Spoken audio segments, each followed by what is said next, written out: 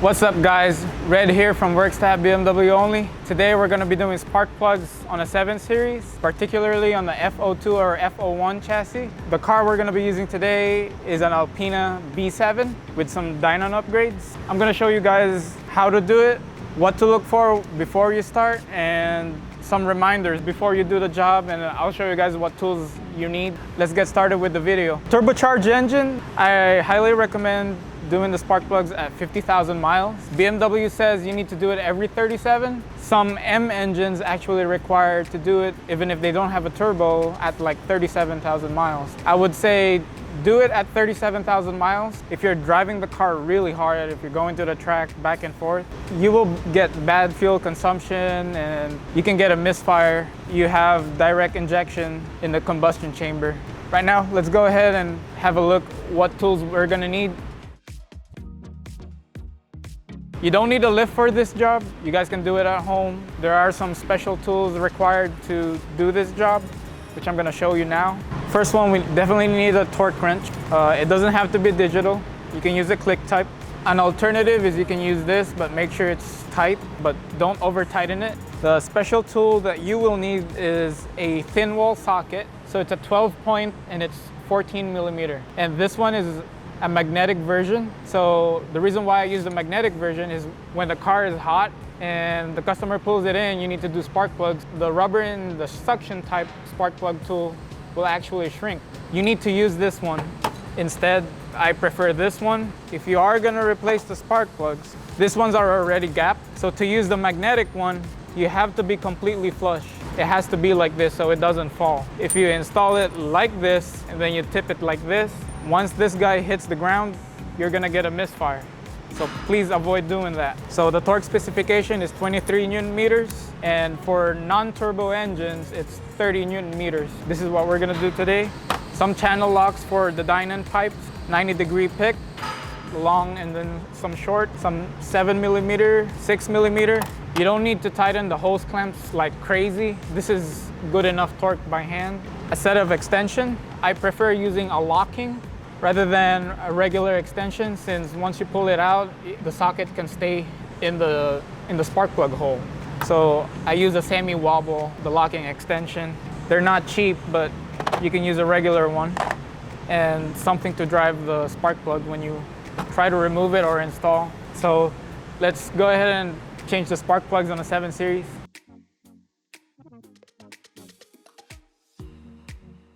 So the first step when I do the spark plugs, the very first thing is you need to scan the car. You need to make sure if you have a fault code or not. So that way you're not guessing after you do the spark plug. If the fault code was there, did the fault code appear after you do the job? So if you have a fault code, what I would do is I would swap the spark plug and then the coil to a healthy cylinder.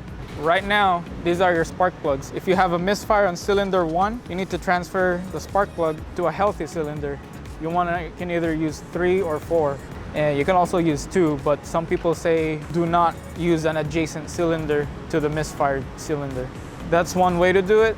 And then another one is to swap the ignition coil. The ignition coil goes here. So this is a regular BMW ignition coil. So for example, you're getting a misfire on cylinder 1. You want to transfer your ignition coil to another healthy cylinder, which is going to be cylinder 4, for example. Your cylinder 1, you can move it to cylinder 3. One of these two parts are going to be bad, so once you do that, clear the fault code, run the car, try to drive it hard, see what fault code you get. If the fault code moves to cylinder 3, you need a spark plug. If you get a fault code for cylinder 4, for example, you need an ignition coil. If the fault code still stays in the same cylinder, you might have a bad injector, bad engine, like scoring on the cylinder walls, bent valves, stuff like that. That's the time when you need to do the compression test. The next step would be to swap your injector to another healthy cylinder, which is gonna be a lot of work, but we're not gonna do that today. That's just a process of how I do the misfire diagnosis. Well, first of all, you gotta open the hood and then remove the engine cover. This one is very important since this area gets like really hot. This is your exhaust side. If you drive the car without this cover, remember this is a very soft material and this one can catch on fire. So once you're done with the job, make sure you put this back. So get this out of the way. We're gonna remove the intake, the air filter housing. What I'm gonna do is I'm gonna disconnect this one. So what you do is you just slide it And then this is a 7mm. Not every 7 Series has this. Since it's an Alpina and it has dynon upgrades, it has this part. Just move it on the side. Next step would be, you can either use this to loosen it or just go with the socket.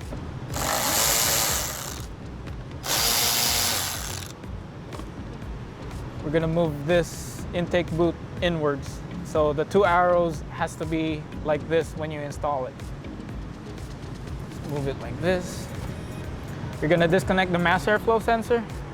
So what I normally do, you can either use a flathead. So you just use a flathead,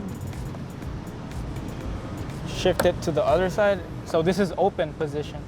Now you just press it and push it backward. And then we're gonna release this clamp right here. What I do is I get a 90°, release it like that, unhook the O2 sensor cable to the air filter box. Now you're gonna lift this up, and then you're gonna have an air duct that's actually right here. So you have this plastic air duct that's hooked up to this guy. Sometimes it doesn't take any effort to release it, sometimes it does. So just be aware, make sure you guys install it properly. We'll move this on the side.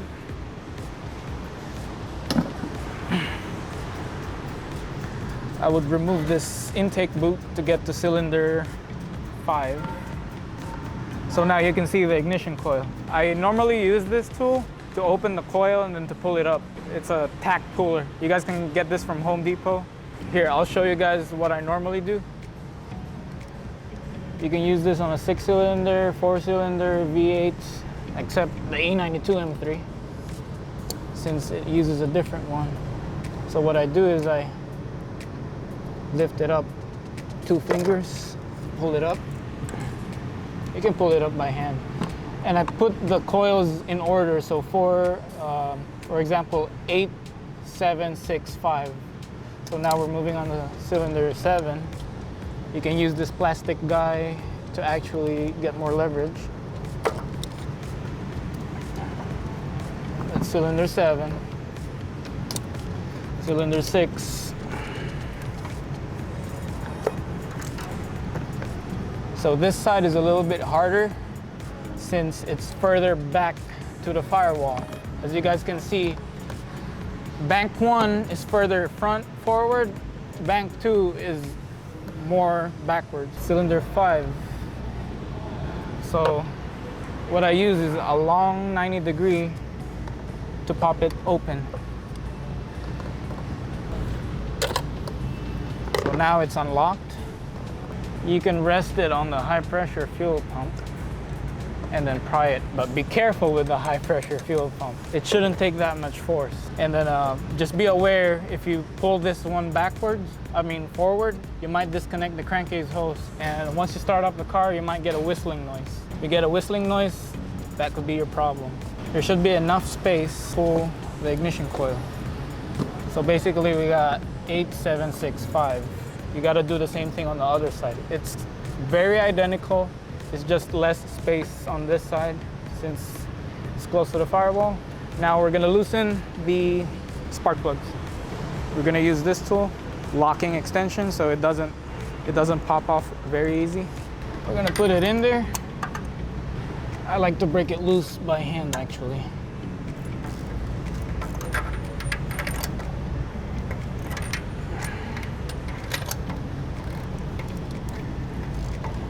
And then for cylinder 5, I use a longer extension.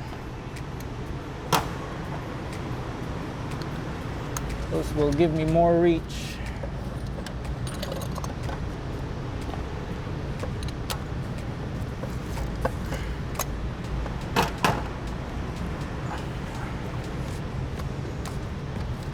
Flip it upside down.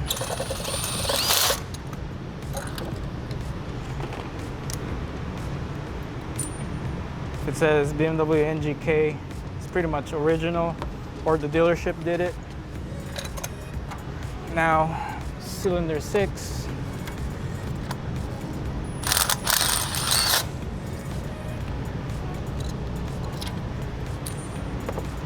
right there.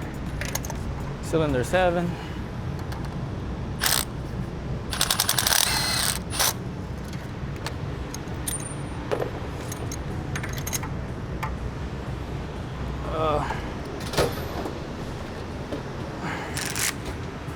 Kind of a tight spot, will work.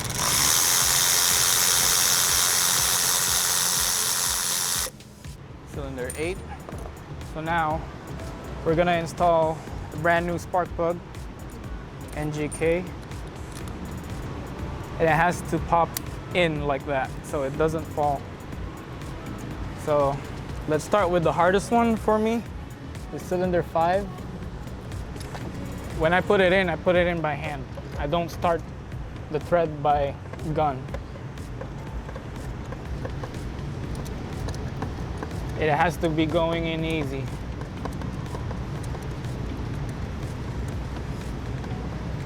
And once you feel that the socket is going inward, you can actually start it with a gun. One of the two. I prefer this one. It has less torque.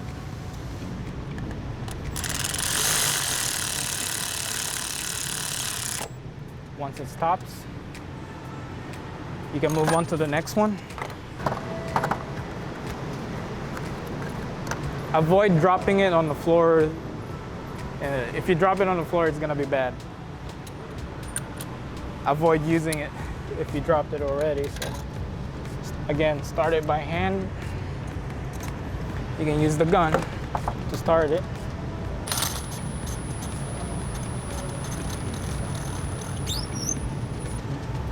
Use the gun, but control the power. So basically, the next 4 or 5 minutes is gonna be the same thing. It's putting them all in the cylinder by hand. So the spark plugs that I just installed, they're already gapped. So if you wanna double check what's the gap, just look it up online. Should be some info there. We're gonna torque it to 23 Newton meters. That's for turbocharged engines. And for non-turbo, it's 30 Newton meters. So we're gonna set the torque wrench, 23 Newton meters, not foot-pounds. You wanna adjust it, just press the arrow.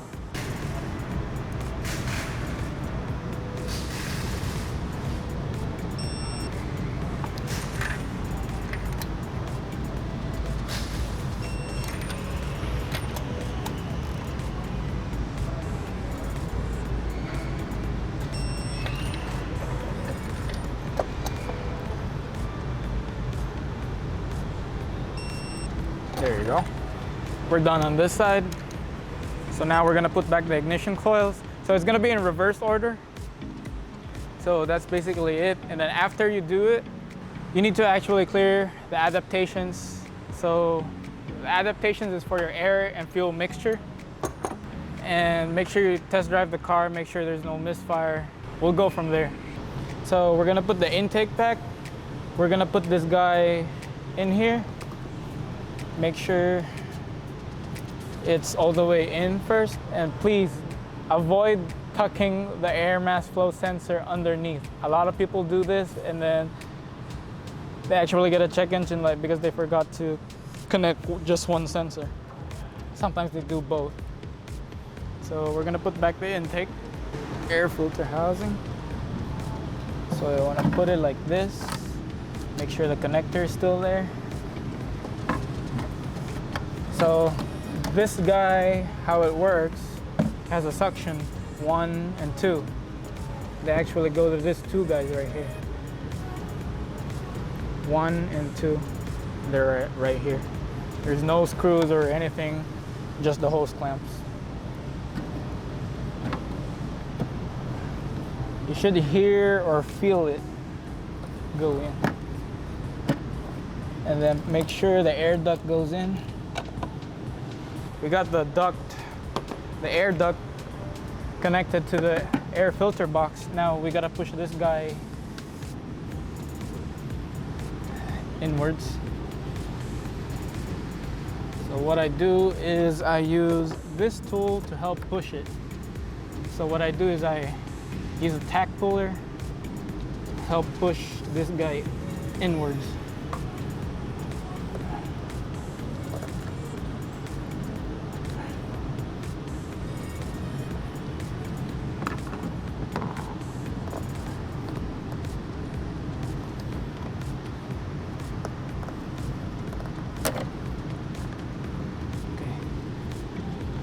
actually have to see the arrow.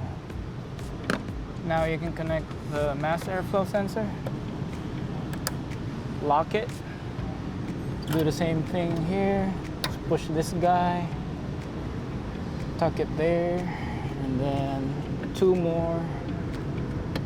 It's pretty straightforward.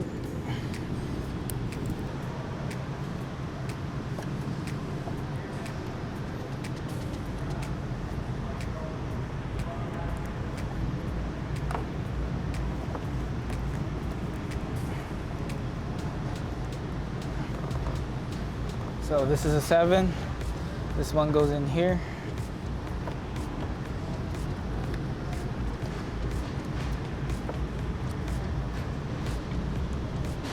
So now we're gonna use a channel lock to lock this guy. So just be very gentle with it because it's plastic.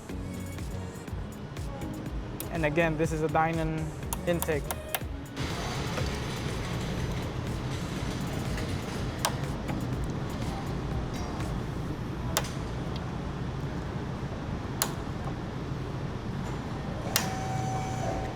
Should be good. It's tight. I can't rotate it. So now 7 mil. It doesn't have to be crazy tight.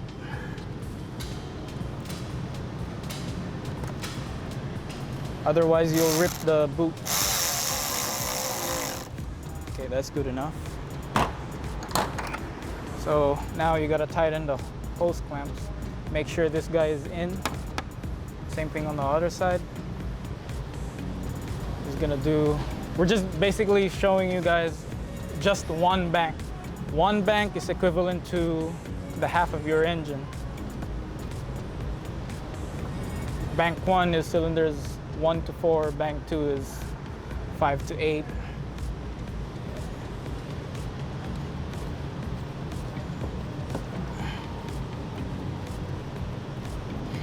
So now we're gonna put back the engine cover.